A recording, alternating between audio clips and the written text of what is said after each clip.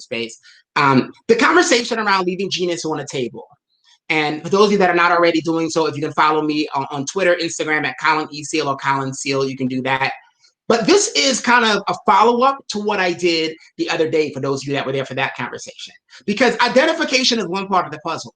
But it's another part of the puzzle where we start talking about what education means, and we say these things like, all kids need this, and like, we need to make sure all kids get an excellent education. And what I actually got trapped into is this idea of we need to make sure we release the full potential of all students. And I started realizing this was a funky statement. Because when it comes to full potential, I'm going to tell you something. It's not your job to tell me what the full potential of my kids are. That's up to them. The world is their oyster. Full potential is such a fixed concept that I'm not really with that. I'm not going to be a part of this. I'm not going to condone this. All right. So now I want to go back to this other part of it where it's not just full potential, but it's all students. All students? I don't know about all, because all makes me get into this one size fits all mentality. All leads me to this idea of really thinking through this imaginary middle person, this middle child, this middle student. I don't want to think about all. I want to think, if I want to create a world where we're not leaving genius on the table, what would it look like to transition from all children to each child? Now, if I think about each child, I look back at this elementary school classroom that I was in, where what pains me to this day is the fact that 3 kids did not finish high school. And this mattered because there were only 12 kids per grade level in this school that we were bused to be a part of this gifted program. So if we're being bused to this school, we're a part of this program. We're academically elite. And 3 of us don't even finish high school. And I was so close to being a 4th, we've got some problems at hand. So today, this is what we're going to break down. I'm going to break down this idea that my experience growing up gifted in Brooklyn, New York, was not an anomaly, but it's actually part of a huge issue that affects a lot of kids in gifted education, advanced academics. And I want to give you practical tools to deal with this in your classrooms, in your school buildings, to make sure that we don't leave genius on the table. Because at the end of the day, we need that bulb to go on. We don't want to be dealing with this constant crisis around underachievement. So let me tell you something real quick. Let me kind of set the stage for you. There was this thing where a group of scholars started to ask, you know what? We spent a lot of time talking about achievement gaps and different issues with coming to achievement. One question they didn't know the answer to was, how many kids are actually ahead? Like, how many kids are sitting in classrooms right now where they're actually like ahead a grade level? What percent? Go ahead and throw it in the chat. What percent of kids do you think are actually above grade level in like grades 3 through 8? What percent of kids are above grade level? 18, 20, 15. Nobody said $1 because it's not Price is Right. Good. So we're taking this seriously today. Awesome. So here we are, and we're talking about where this is at. And some of the numbers are interesting because they're kind of right there in the range. You got 20 to 40% of your elementary, middle school kids being at least 1 grade level. 11 to 30 in math.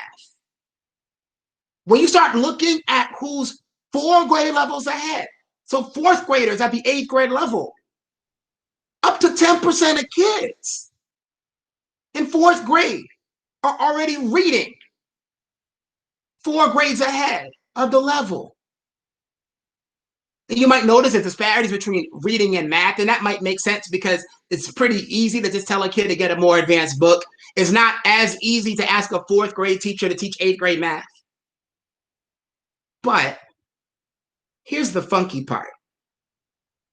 We talk about gifted education as this thing, maybe for like 10% of kids.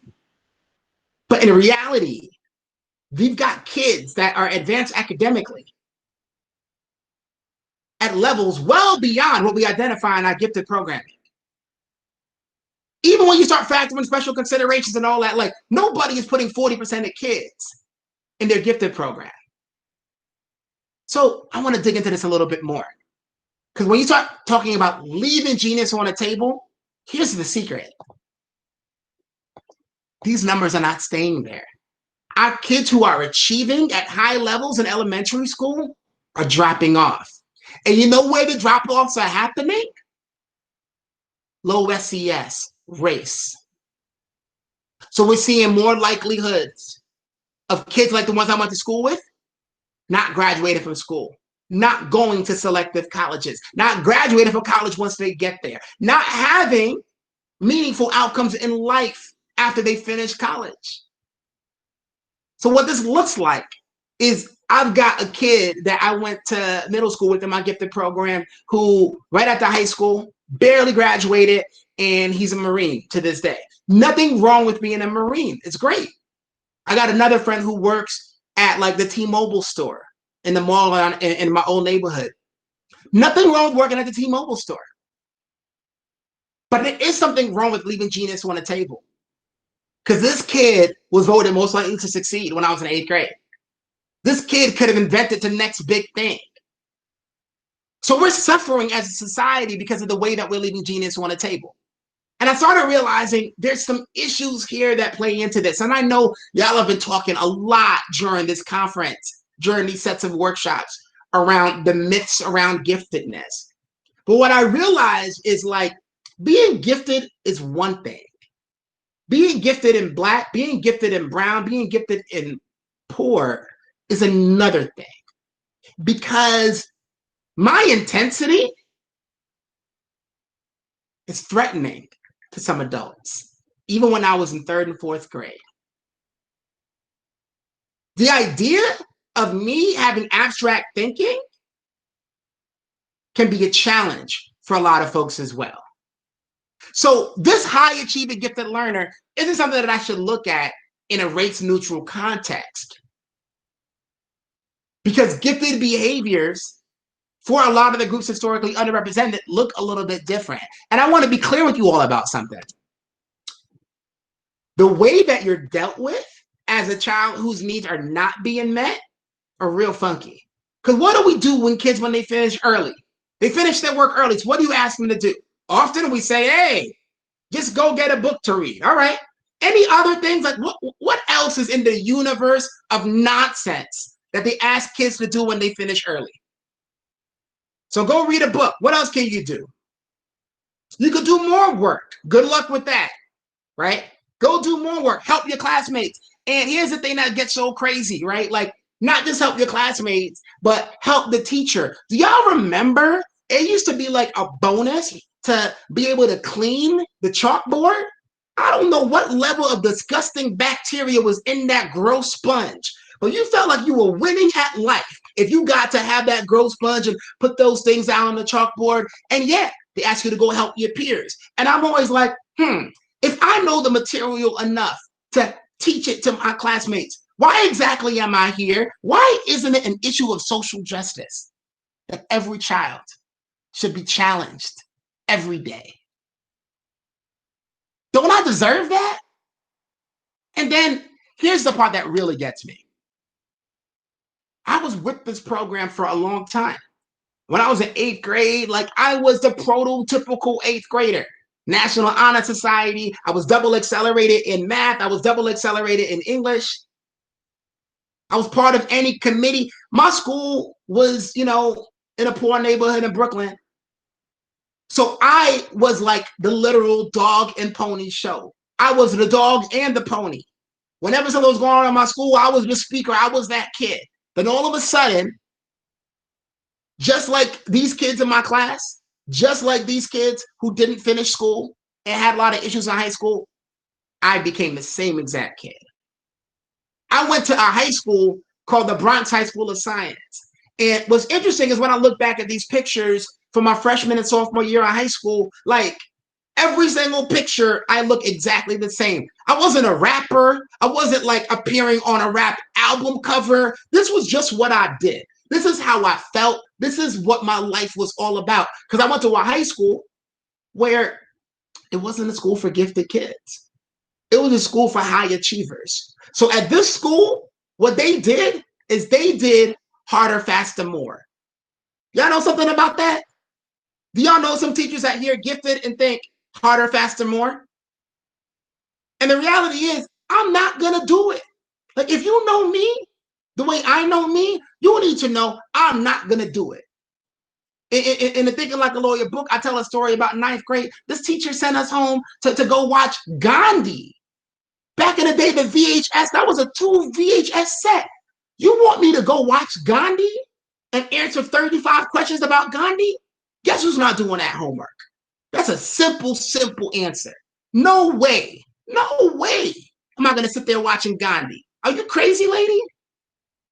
But I want to give a little bit more context to this a little bit later, and as to why my story about leaving Genius on the table isn't just unique to me. So how do we turn the light bulb on? How do we make sure that we're not getting to this point? Let's look backwards. It's hard to not look backwards, because these have been issues for a long time. W.B. Du Bois, while not everyone agrees with his mindset around the talented 10, I thought it was interesting because 10% is typically the number we talk about when it comes to local norms, right? So like, I always think about this idea of like 10% around what would happen if we poured in to the talented 10 in such a way that also reminded them that there's a responsibility that comes with being in that top 10%. To be the leaders, to be the missionaries, to be able to actually bring up their own people. There's notions of what goes on here around the story of underachievement around gifted Black kids, gifted kids of color, that Donna Ford has been talking about for forever, since the 90s. There's a scholar here at Arizona State University, colleague of my wife, Juan Carrillo, who talks about what this looks like for Latino males. Very interesting perspective of how this concept of like being a nerd in a barrio plays out. But what I want us to start to do is recognize that leaving Genius on the table is a symptom. Kids like me having 80 absences in freshman year, kids like the ones I went to school with dropping out, it's a system. Those are symptoms. But if we start asking why, we can get down to the root cause of what's making this go. And when I group these things together, there's 3 areas we're going to talk about.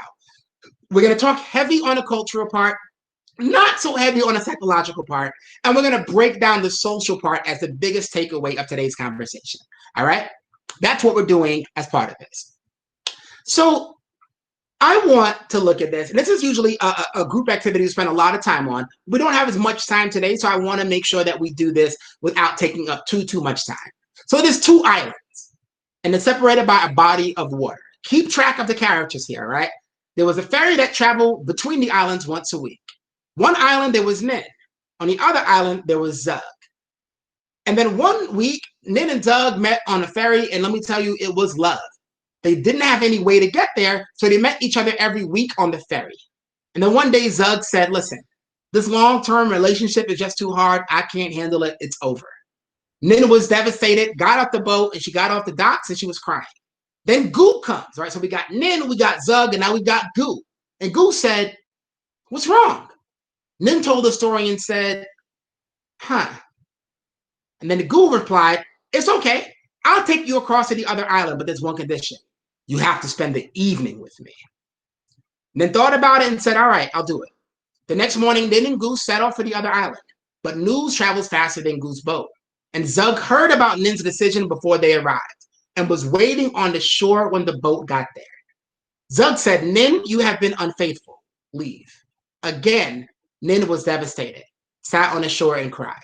And then Yak comes along, asked what was wrong. Nin said the story. Yak got really mad, stormed off, and beat Zug to a pulp.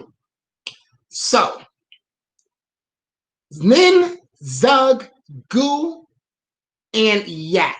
Out of those 4, which one is the best? Which one is the worst? Come up with your list and just put it in order, all right? Like Nin, Zug, Goo, Yak, in order from like least to greatest. Throw it in the chat so we can get some sort of ideas of where we're going. And sometimes it's easier to just start with this one. Who is the worst? Go ahead in the chat and let me know, who do y'all think is the absolute worst out of everyone that we have here so far? Who stinks? Who is hot garbage? Who is just terrible at life? We don't want these people around. They just stink. So some of y'all got problems with Zug. A lot of Zug haters, y'all like, yeah, y'all just gonna fight somebody just like that? Man, that's so violent and just bad. Least to greatest. Natalie already got it figured out. Yak, Zug, Goo, and Nin. All right. So, like, how about this? How about some justification for who is the worst? Why do y'all think the person that you identified as the worst is the worst? And on the other hand, those of you that find someone you think is the best, why do you think that person is the best? Stephanie says they're all terrible. All right. So, like, that's life. A lot of times, most of y'all stink, but maybe one of y'all stink less. Some of y'all think Zug was a beast. Zug made assumptions. Okay. Zug made assumptions. So, Zug he kind of heard from so-and-so through the grapevine. All right. Zug was selfish and demanding. Some people would say that Zug was a good communicator who expressed it, whatever Zug's needs were. So Goo took advantage of the situation. Yak had no interest. He just wanted to, Yak just fight it. So, question. Did y'all assign genders to this? Because there's no gender that's listed. Did any of you assign genders to this problem? Did you assume that, like, Nin was a woman? Because Nin was irrationally crying over and over again and seemed like a hot mess? And it's always interesting, right? Because most of the rooms that I'm in is majority woman. And it's so interesting that most of the time, women look at this and blindly start being like, man, Nin is so much drama. I got a friend just like Nin, always tripping over some dude. And I'm like, all right. But, like, what's going on there? And even when it comes to this idea around whether Yak was the worst, because some people like Yak. They look at, like, Yak like had somebody's back. Some people like men are like, hey, you know what? Like, or Goo, like, well, you don't get stuff for free. And then look at y'all are the ones that are in the gutter. Spending the evening with me might just be like, hey, I'm like leaving really early in the morning. So, like, you got to come spend the evening with me. So I don't have to wait. Y'all are the ones that could be nasty about it. Ain't nothing nasty happening here. So, like, as we start thinking through this, I want to ask you a different question.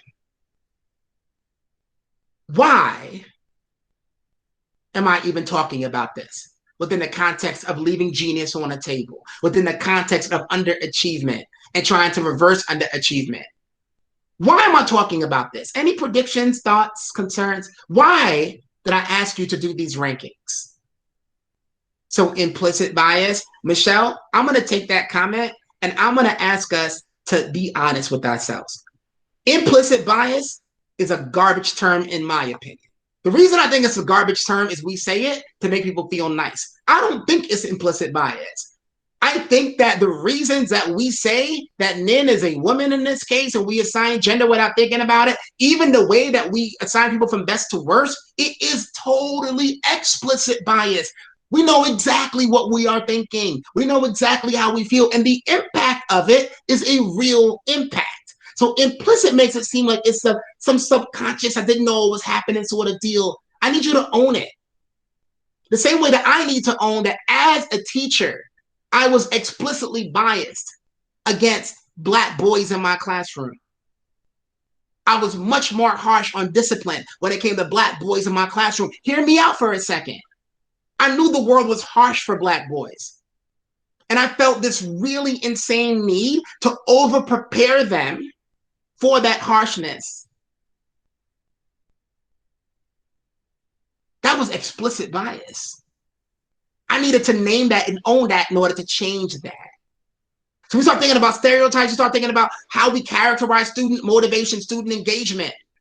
Oh, this kid isn't engaged, this kid isn't motivated. But in what way do my explicit biases prevent me from seeing their motivation, their engagement from anything other than my lens? So let's be real. We are on two different islands when it comes to our kids in a lot of ways. Let's make sure that we're aware of the cultural things that play out that limit achievement. So a lot of people think about culture and they talk about this iceberg theory of culture. Like, for instance, some of y'all have seen me a few times. Some of you have read the book. Some of you were there on Monday and heard me speak. What do you all know about me right now? Those of you that are just meeting me for the first time today, for the first time on Monday, what do you know about me? What are all the conclusions you can make about me just by our interactions thus far? What do you know about me? I'm an amazing public speaker. I'm a dad, dedicated father from Brooklyn. Brooklyn represent all day, every day. Highly intelligent. I need to cut and paste this and send this to my wife. I'm going to send all this to my wife. Make sure she knows what's up. Former teacher and lawyer, driven, goal-oriented. Interesting, right? Driven, goal-oriented. I didn't say that, but you're making assumptions around that. You know, I'm funny. I'm brave. Like, I haven't really done a whole lot courageous right now. Maybe in your mind you did, but I don't see anything I've done so far as brave. But here we are. There are things on the surface side of there. Is there anything else you know about me, maybe culturally? Anything you know about me in terms of like my identity based off of what you look at? So I mentioned that I was from Barbados. I'm a black man, right? So there's this idea that, like, although I'm a black man, born in the United States of America, I've got this ancestry that's different, right? So we start realizing all these things that are there on the surface. Maybe if I was a student in the class and you saw the way I dressed, if you saw the holidays that I celebrated, if you saw my parents and saw what they interacted, you'll get all these things on the surface. But below the iceberg, there's always so much more. And some of the things that really stand out here are like things that sort of blew my mind when I first started teaching. When I taught in DC, like on the surface, I'm teaching all these black kids. And I remember I had this kid, Samuel, who got a 92 on a first test, a 22 on a second test. So I call his dad and I'm like, yo, what is going on with Samuel? Why did he do so bad in this test? Like, he did so well in the first one. He's like, this happens every year at the start of the year. He was from Senegal. And he was like, you know, in my family and in our culture, you don't really speak to adults unless you're spoken to first. I tell Sam that doesn't apply in school, but every year when the school year starts, we've got to have to reteach him to make sure that he speaks up and asks questions of adults. And I thought, literally, here I am in this middle school with a lot of the black boys being off the chain, always got something to say, always speaking up. It never would have occurred to me that, like, Sam had this invisible aspect of his culture where he wasn't going to speak to me unless I asked him a question first. Expectations around space, right? Like, there's a parent, there's a principal that told me she got cursed out one time real bad because a parent was in the wrong area in the carpool, and she like tapped on her window, and she came out and just lost it on her. Don't you be tapping on my window, whatever having. It's like, all right, like, because you don't necessarily know. It might not mean anything to you, but there's difference around space, around etiquette, around how much I care about time, how much I value body language, right? I'm a big like, but I don't say yes. I don't say I'm going to do that right now. I'm a big nodder. That's what I do. I'm a thought processor who just pauses in the middle of talking. Who you ask me a question, I'm going to just sit there. You'd be like, hello, Earth to Colin. I'm like, yo, like, why are you being rude? Like, I'm thinking about it, but you don't know these things. And what I need you to understand is there a whole iceberg of categories and characteristics and backgrounds of your students that you just don't know. It's okay not to know it, but don't act like what you see is enough.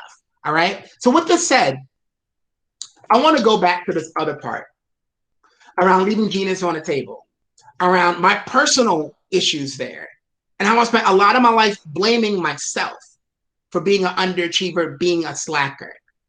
I used to actually say all the time, like, man, I was just such a slacker. I stopped caring, blah, blah, blah. And about 4 years ago, I started reading more about issues around underachievement. And this was a book about underachievement for kids in gifted education. And there's like this whole diagram in the book where they drew different caricatures of different ways that people underachieve. Y'all notice anything about these caricatures? Kind of interesting who these people are, what they look like.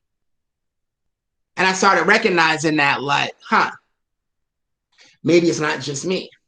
And then I had an experience where there's a good friend of mine who is a cabinet level official at her district here in Phoenix. She's a Latina. And she has this certificate in her office. And it blew my mind. I'm like, what does that say?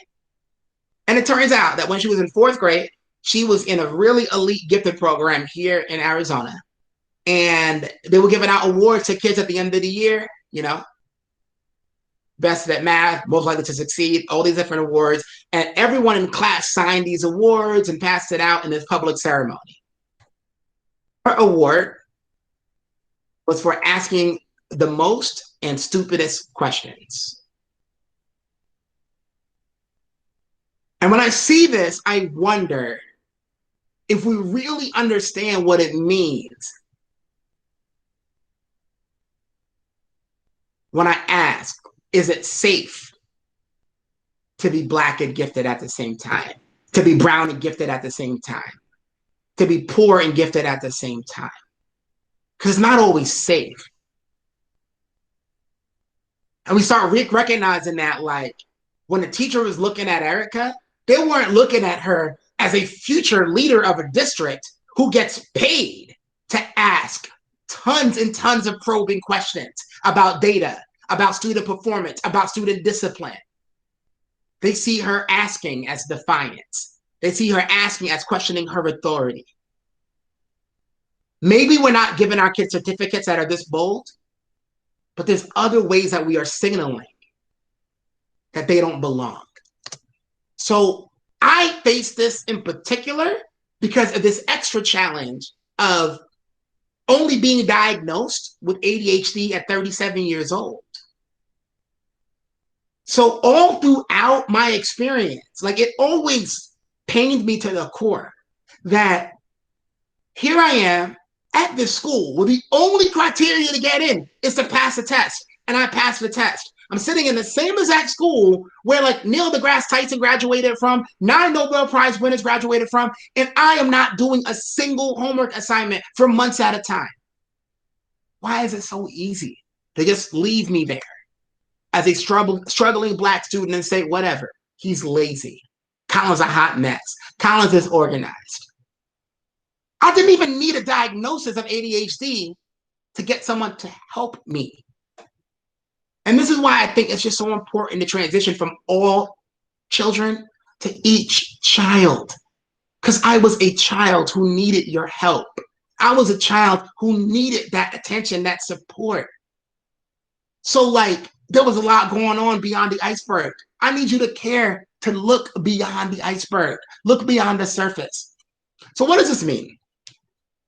Sometimes we overthink things a lot. Okay, cultural responsive teaching is something I think we overlook, we overdo a lot. And what I really think about when it comes to this is something like this one. We struggle to teach critical thinking when it comes to English learners. We struggle to teach critical thinking to kids when they're too low. There's all these different things we say, but the reality is, FYI, does anybody here from South Africa and happen to randomly speak Afrikaans? No? Didn't really think so. But let's just do this real quick to make sure we understand why I think that critical thinking in language, critical thinking in academic content need not be an either or proposition. What do we think that first one means in English? Hello. What does that mean? Any guesses in the chat? Okay. Fairly easy to guess. Hello. What about that next one? That one is a little funkier. You go to school? Do you like school? I love school, actually. What about that next one? Rigor, relevancy, which probably know what that is, and then verhoudings.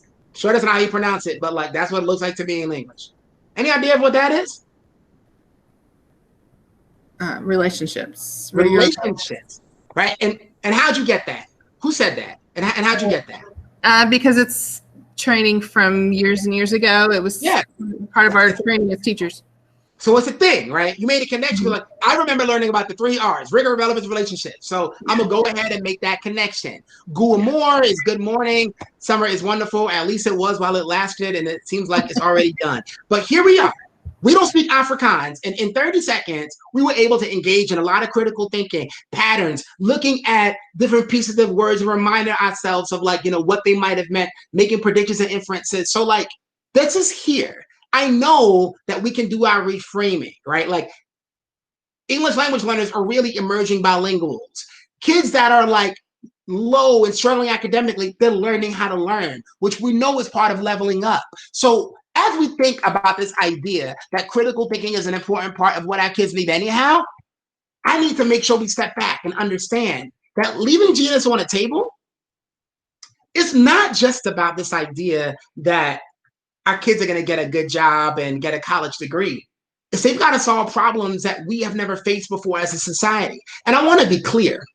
The reason that culturally responsive education matters, the reason that I talk about the educational equity equation, where it's not just enough for our kids to learn how to navigate the system, but to question the system, to break down the system, and to build a new one, is that what we've been doing doesn't really work.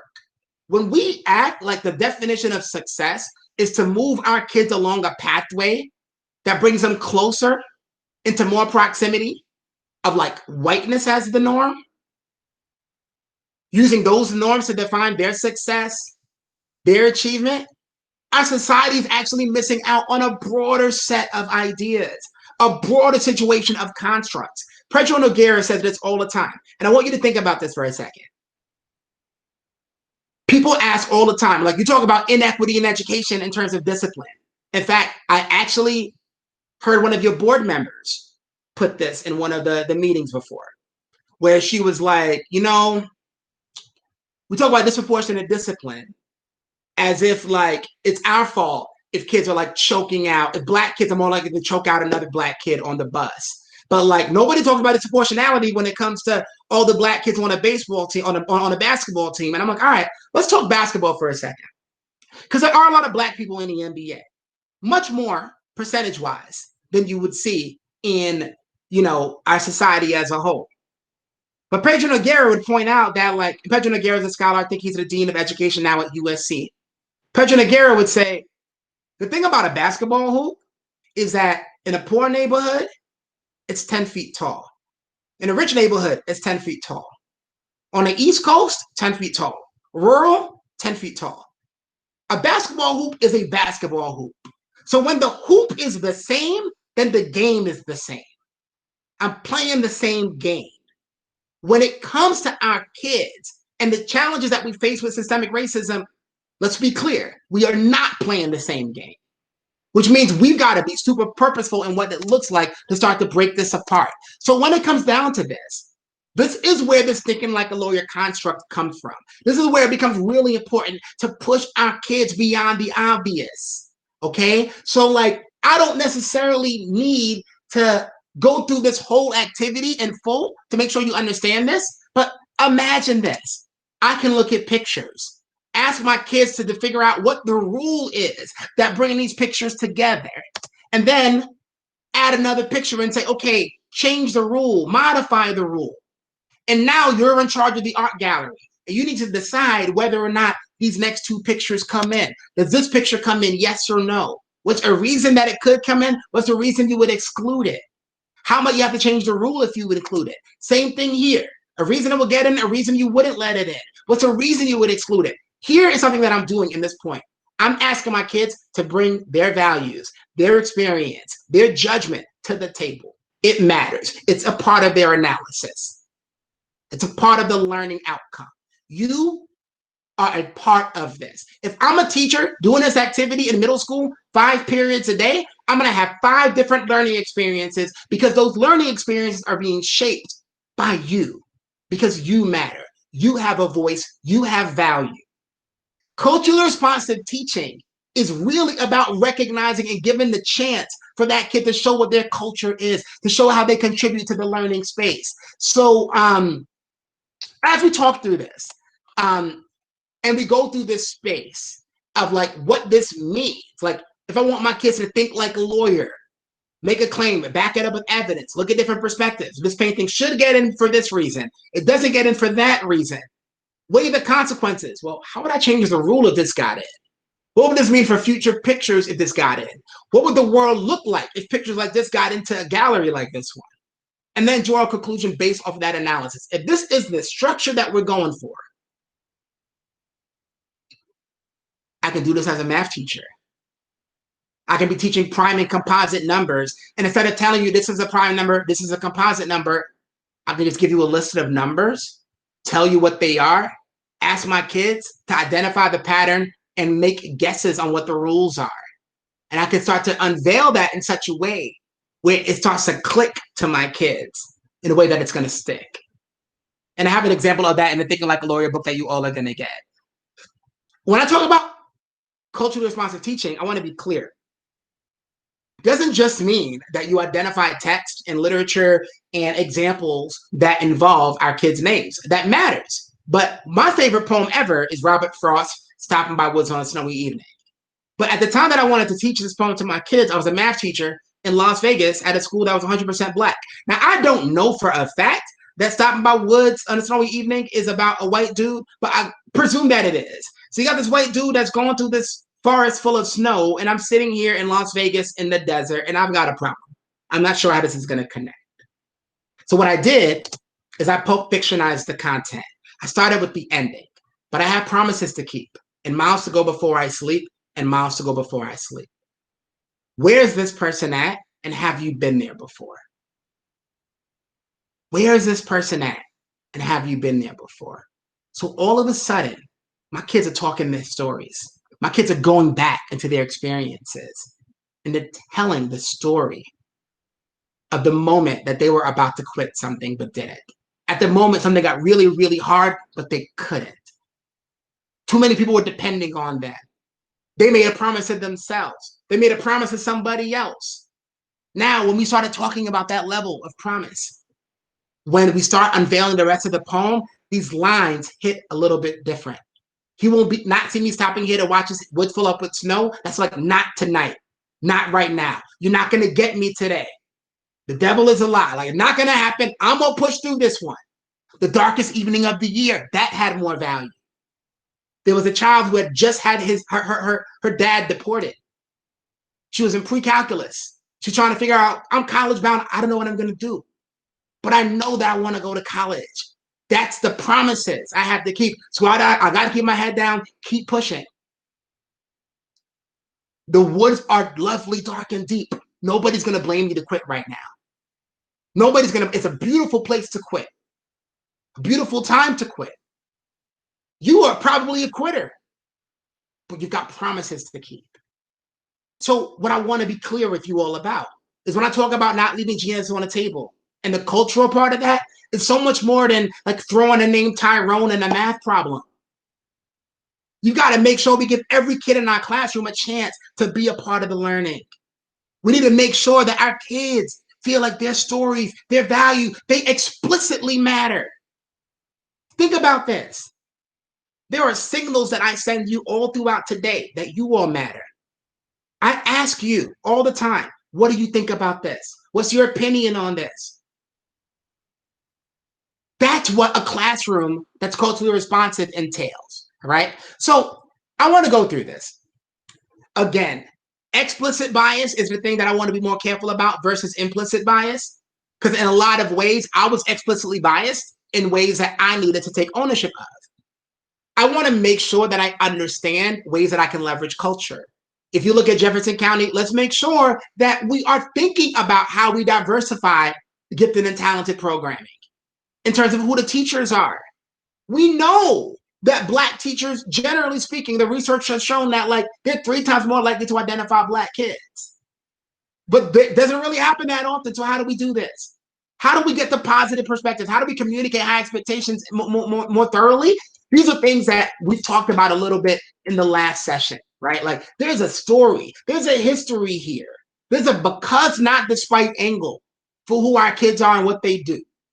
Okay? So we want to make sure we communicate those high expectations as a part of that long-term narrative.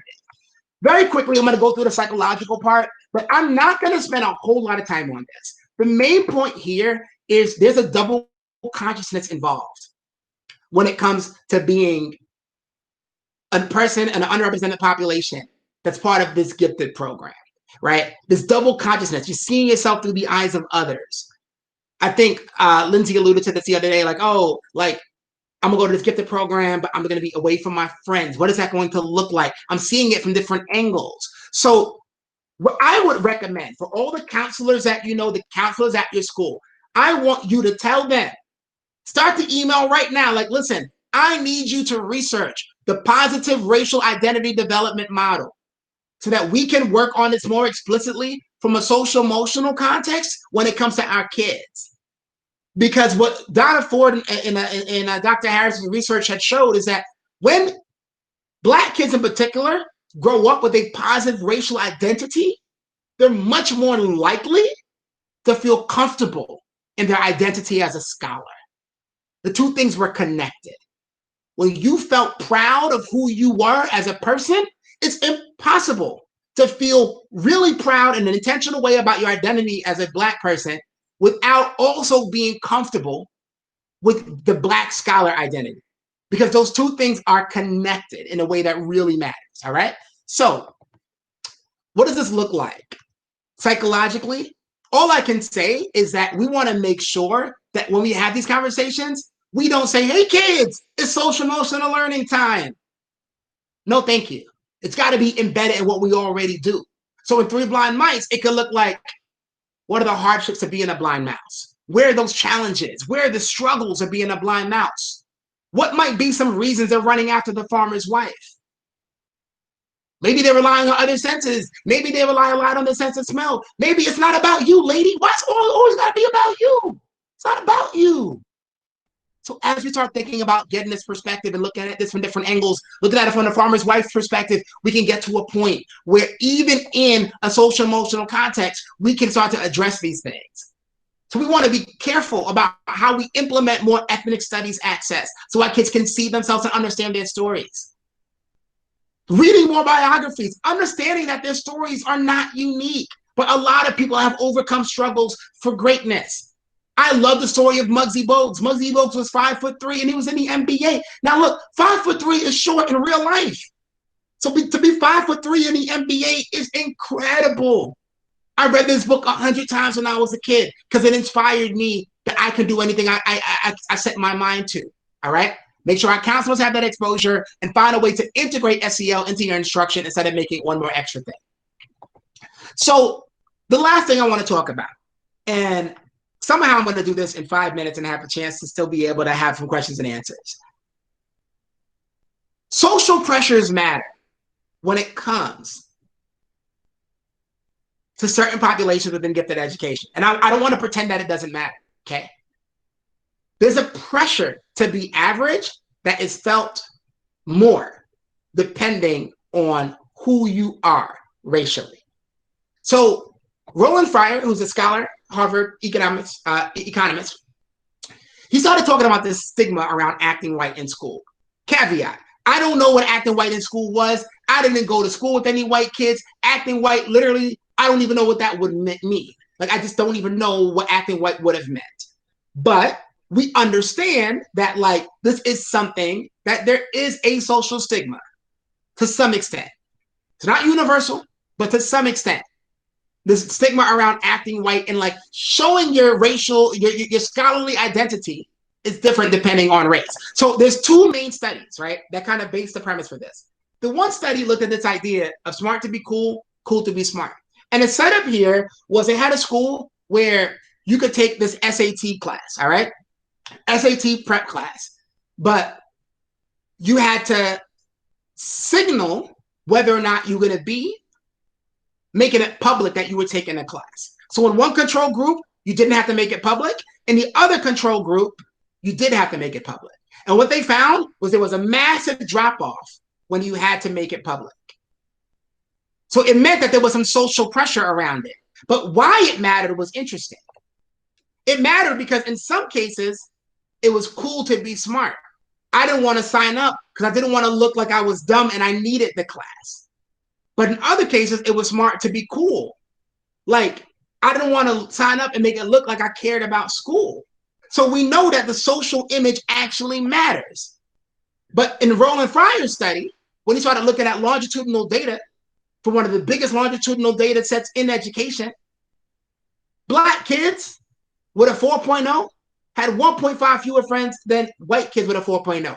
For our Latinx kids, 4.0 kids were the least popular out of all their students. And they had 3 fewer friends than typical white kids that had a 4.0. Look, at most, I've only had like 4 friends. Like losing 3 friends, that's a lot of friends. So like we start realizing that there's real consequences to this. There's a real social pressure. How do we start to actually dig into this idea, especially with our boys? Because a lot of our boys, and the scholar Richard Majors talks about this idea of cool pose. I've got it under control. I'm not breaking a sweat. I don't want to look like I'm trying too hard.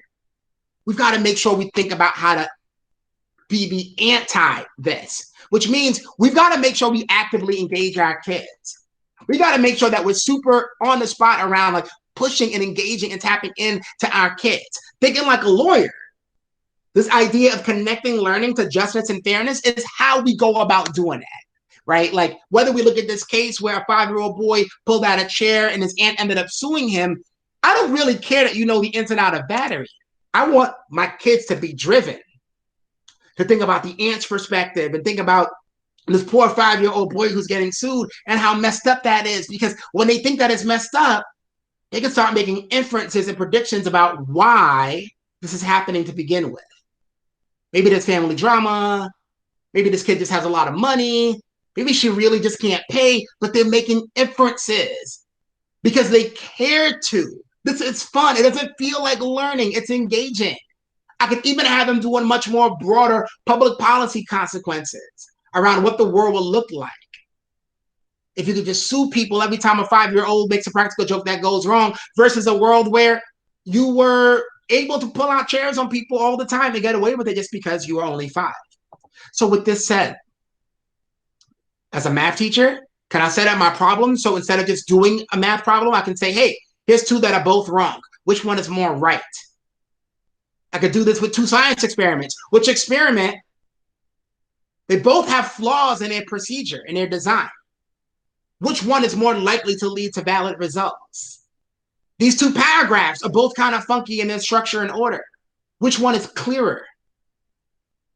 Which mistake matters the most? Which historical figure is the most important for this war? Which fairy tale character is the absolute worst, shadiest in the whole thing? So these are all things that we talk about a lot in the Thinking Like a Lawyer book. Even test prep, right? Test prep is nothing but shenanigans and games. Don't believe me? Look at this problem. Brittany had made 5 meatloaves, 9 pounds of ground beef. Also 14 hamburgers, 4 pounds of ground beef. Each meatloaf was used the same amount of ground beef, which is close to the amount of ground beef in each meatloaf. Ground beef, meatloaf, and the first choice is 1/2 a pound. Got a 5, I got a 9, 5 9, so like 5 tenths, that's 1/2. Bam, choice A, except it's not choice A. Do you see what they just did? Meatloaf, ground beef. Meatloaf, hamburger, ground beef. And now ground beef, meatloaf. Y'all switch the order. It's not 1/2, it's 2/1. Y'all are messing with me. But if I know that these tests are unfair and unjust, I can leverage that to get my kids more excited about going through this process because they do this all the time. All of these questions have these tricks in them, and I gotta have my kids get there. pH is not a sexy topic. I'm sorry, science teachers. pH, nobody cares about pH. But pH hits a little bit different when we're talking about the water crisis in Flint, Michigan. When we start showing pictures of those pipes. When we use the announcement that the mayor made to the citizens of Flint, but switch it up so it's the principal instead making that announcement, talking about your school. If you look at this picture, it's a really funny one. This is the class of remedial kids. These are the low kids taking summer classes. This kid is out of his seat. This girl right here isn't paying attention. Why? Because she's trying to tear apart this new patch of pH sticks because pH has now become super important. You know why? They're measuring water around their school. They're measuring the pH of water in the water fountain, in the sink, in the little puddle lake area that's right outside of their school. Okay? So like as we start piecing this together, we start thinking about ways that our kids can be the change they want to be. We think about ways that we can call out the game the way it is. Like, look, you can say college isn't for everyone, or you can look at the reality. It pays to go to college. It pays to go to college. And I have an article about this. Like, you can actually look at a dollar and cents investment. As long as you can get it paid for in a way that's not going to put you in massive debt, it's going to literally pay for you to go and get your college degree. A lot of you feel like not doing something. Great. But I'm going to tell you, there's a game to be played. And I want you to talk to you about the game. And I talked about this a lot on Monday. There's a performance that's going on. If we're going to act like it's not a performance, then we are lying to our children. I lie to kids all the time, but not about this, okay? I lie to kids all the time, but not about stuff like this. So when we start thinking through this idea around like the performance means that your language is not inappropriate. We're not going to say that, right? It's not a matter of like better, or it's more of like, you know what? Like, I got to figure out like, how am I going to make this transaction work? Because I got to perform this in this situation for these people. And at some point, I'm going to be able to get to a space where I'm much more in a space where I can just be me. And it's just part of the way of playing the game. But it is a game. Part of the game is teaching the hidden curriculum. You know what? It's not okay. And I want to change the system. And I want you to change the system. But today, it is still unfortunately true that we got to work twice as hard to get half as far. Last time I checked, you don't have an Aunt Becky, do you? Nobody's going to lie and say that you were on a crew team, right? So, like, if you don't have a Felicity Huffman or Aunt Becky in your life, like, you better recognize merit isn't everything. How do you network? How do you level up? Do you know who graduated from your high school? Who's prominent? Who's doing big things in your community or in our world? Can you know them? Should you know them? Should you as an educator help your kids connect with alums from the high schools from their local areas so that they can build their power, they can build up their network, so they can have their own version of an Aunt Becky in a hot place? They exist. They're probably not a massively big group, but they'll probably love to hear from a kid that's going to their high school that has a lot of potential to help them set that stage for excellence. So with this all said, this is a big topic on Monday. Our kids are already there. We just need to figure out a way to unleash it. We're going to call out the price of success. We're going to make sure that we understand that we can do this. We know the root causes around cultural, psychological, and social needs. We can do this. So with this being said, I do want to leave some space because we're here at the end for questions, comments, concerns. I know that I'm sorry for the technical difficulty earlier, but would love any questions that you all have around the topics that we talked about today. I'm all here sweating right now. I'm super psyched, man. So like, come bring it on. What do you all have? What are your questions?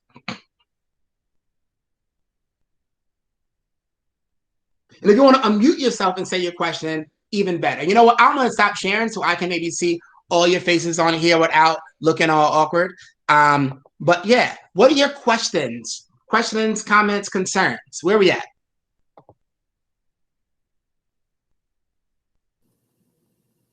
How do you get buy-in? Christina, when you say buy-in? Buy-in from kids? Buy-in from staff? From teachers? So like when it comes to this, I feel like it's all about connecting it to what matters. When I started Think Law, nobody cares about critical thinking. Nobody was Googling, how do I teach critical thinking? What do they care about? Do they care about test scores? Well, I've seen the Kentucky assessment. It's hard. It's really tricky. There's no way that kids are going to be successful on that assessment without critical thinking. So you connect it to that. Do they care about classroom culture and student behavior? Great. There's a whole angle in our book that talks about critical thinking as a classroom management strategy. That may be doing that whole I do, we do, you do. That's not in the Bible. You don't have to do it in that structure every single time. Like you can switch it up, you can break it up, you can flip it. so that kids can engage and experience. So like there's so many things that we can do to connect it. So what I would tell you, Christina, is think about where their problem is and communicate the importance of these strategies in a way that connects to their problem, whether it's SEL problem, a test score problem, any problem that they have, we can find a way to connect it to critical thinking. Any other questions, thoughts, concerns? I have a question. I'm the counselor at my school. And at my school, last year, we identified 29 of our third graders going into fourth grade as advanced program.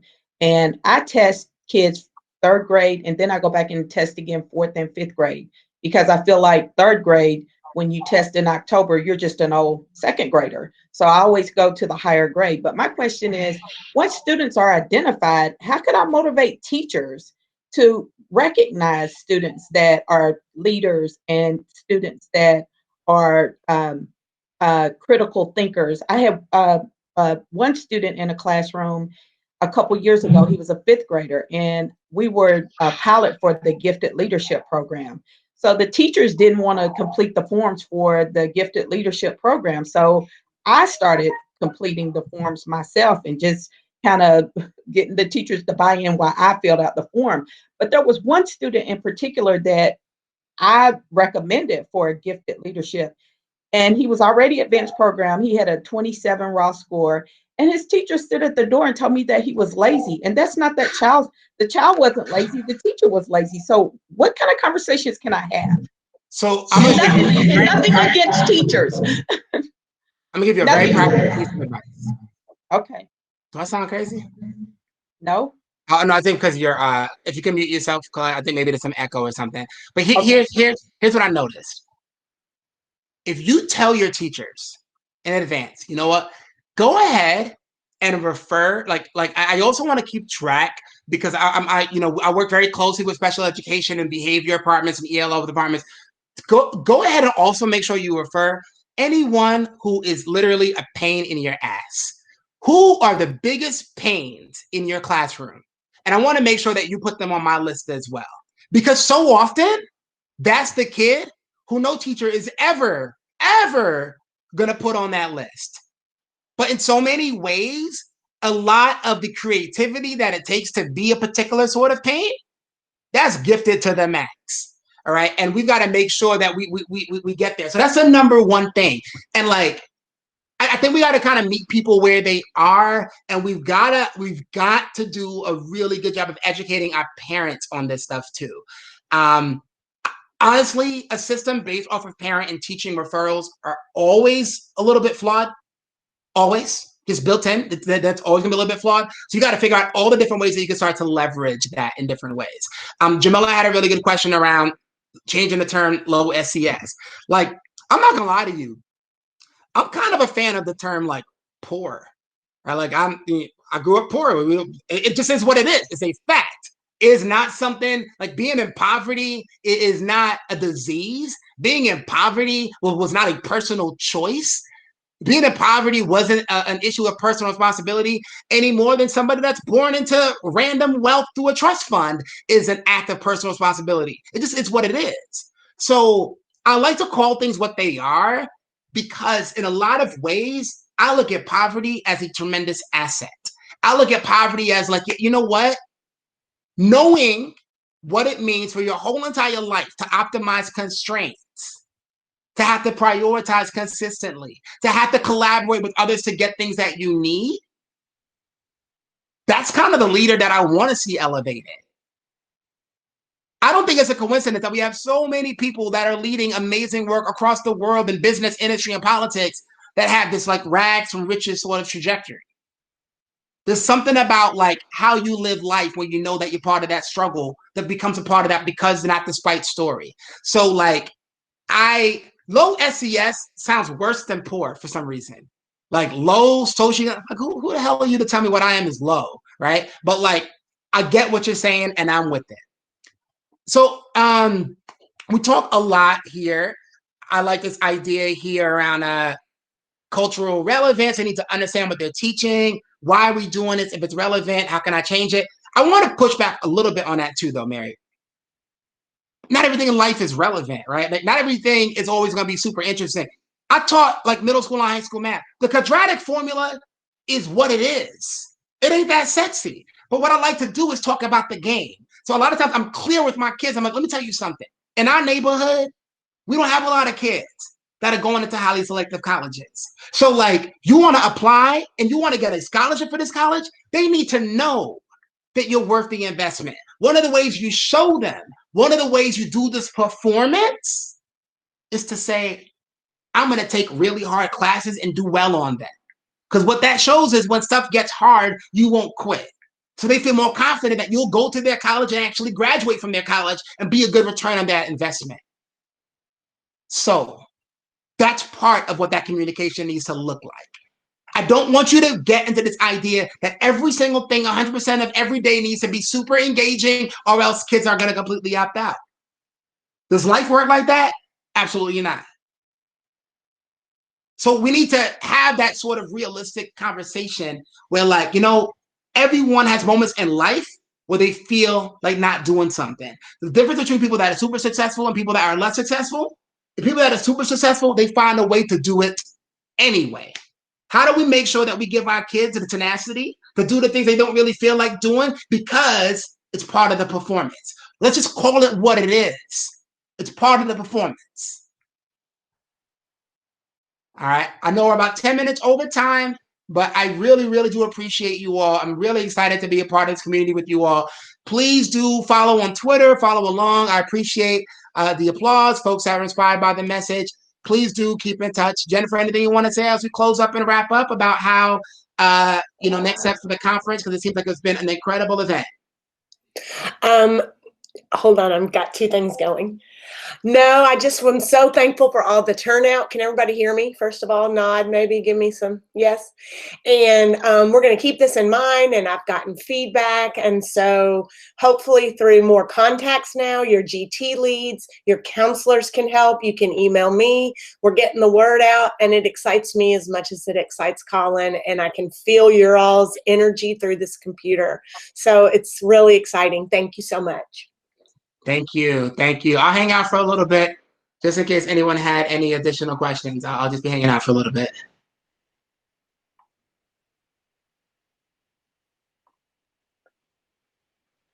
Somebody's asking Jennifer, how do they get the books? When do they get the books?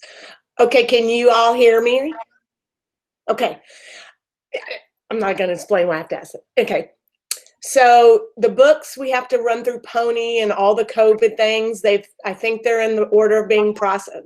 We've ordered them, and JCPS doesn't move very quickly. So just be patient. I'm anticipating August before we can get them sent out. Hopefully the Pony starts up. I don't know anything about that. So unfortunately, I don't have a lot of answers, but we have every registered guest logged in, and your books are coming. Let's hope sometime in the fall. So I don't have to buy the book because I just purchased it off of Amazon. What'd you say? So I don't have to buy the book because I just purchased it off Amazon. Well, you're going to get an extra copy. You can gift the knowledge. Everyone needs to have this, you know? Give it to your friend from way back when, you know, just like surprise somebody for the summer. Yeah. I'm sorry, LaTanya. That's okay. I just purchased it. I mean, off Amazon as you all were asking questions. Oh, you're going to love it. So you're going to get ahead of everybody else. All right. Any other questions, comments? All right. So my email is colin@thinklaw.us. If any of you all have questions, I'll just drop it in here so you all have it. Thank you all so much for the opportunity. And just let me know what else you all need from me, Jennifer, as we continue our rollout of what we're doing together for the year. All right. Thank you. I certainly will. All right. You take care. Okay. You too.